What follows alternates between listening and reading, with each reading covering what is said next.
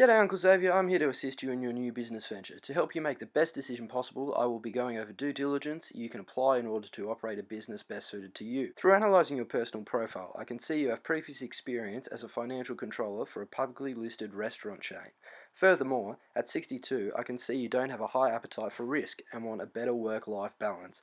Goal to open a gourmet pizza shop, you are prepared to invest 50% of your $1 million net worth and are expecting a $500,000 pre-contract budget. Residing in Tugun on the Gold Coast, it is evident that you are in the midst of a thriving suburb, separated from the cultural identity of the Gold Coast metropolitan precinct. The residential and local atmosphere of southern Gold Coast has favoured independent endeavours in the past, but doesn't have a dedicated gourmet pizza vendor in Tugun. Major franchise competitors Domino's and Marie's Pizza have a presence in the suburb, as well as independent shop Luna Rossa. Due diligence is the research undergone before entering an agreement. Goal to identify all potential risks in order to ensure investors understand their investment and its worth. This will require an understanding of legal, financial, commercial, relational, and operational risks associated with the business prior to commencement, during, and at the end of ownership. There are three types of due diligence: professional advice, personal networks, and own research. Professional advice accounts for professional opinions. Common examples include accountants, management consultants, lawyers, engineers, real estate agents, and market researchers. Personal networks often account for ex-work colleagues, educators, past mentors, and family, while own research categorizes desktop research, market research, speaking to other business owners, observing target markets, observing and visiting other businesses, and speaking to customers of target businesses as valid options. Drivers and motivations of due diligence are often a directory in the decision-making process. Pre-contract budget, appetite for risk, prior experience, education and vocation, and net worth percentage investment are all indicative of the due diligence applied in conjunction with emotional, legal, and financial motivations. Due diligence constraints include technical, informational, financial, temporal, and legal constraints. Technical constraints refer to the type of skills and capabilities required to perform the appropriate due diligence investigations.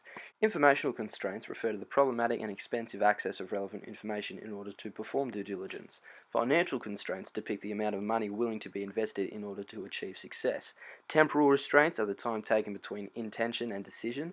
Legal constraints come at the hands of legal barriers applied by the law to due diligence environments. The scope is both the key and most difficult aspect of due diligence. The scope can be wide or narrow and can be shaped by either the buyer or seller. Furthermore, the scope is subject to some of the drivers of due diligence as well as legislative requirements. There are three business models. You can start a new business, purchase an existing business, or become a franchisee. The following depicts the advantages and disadvantages of the three models. Starting a new business comes with advantages and disadvantages. The business model caters to individuals with a vision and time to translate their vision into a brand. Furthermore, it caters to people wanting complete ownership of the intellectual property of the brand and can give you control over your future work-life balance. Contrastingly, starting a new business isn't suited for people who want immediate income and an immediate good work-life balance. Furthermore, it is very high risk and time consuming.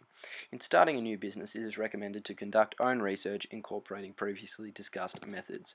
Purchasing an existing business also has advantages and disadvantages. This business model caters to people wanting immediate profits and a quicker and easier setup. Leasehold improvements such as work on ceilings, walls, floor plans and fit-outs can often be already established. Likewise, supply arrangements can also be established and employees are often already trained and hired prior to the purchase of the business. If purchasing an existing business, the buyer receives all intellectual property of the business as well as already existent customer base.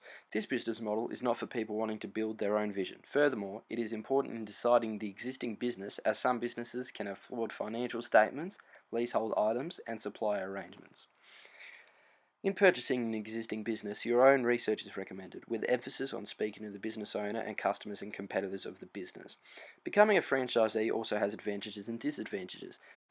Franchises often have an established market and brand. Advertising and market fees are also very low, as the franchisor will advertise for your store in conjunction with others. The intellectual property of the brand is licensed to you as a franchise, and there is often low risk involved. Contrastingly, franchisees usually have very limited control over the brand they associate, as they don't own any intellectual property of the company. It also requires a lot of money, as the initial investment is high and royalties are to be paid to the franchisor.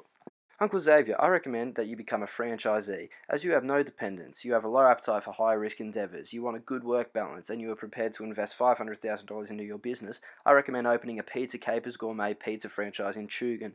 This will fulfill your goal of opening a gourmet pizza shop, and with an investment range from $375,000 to $475,000 all up, it fits within your pre-contract budget.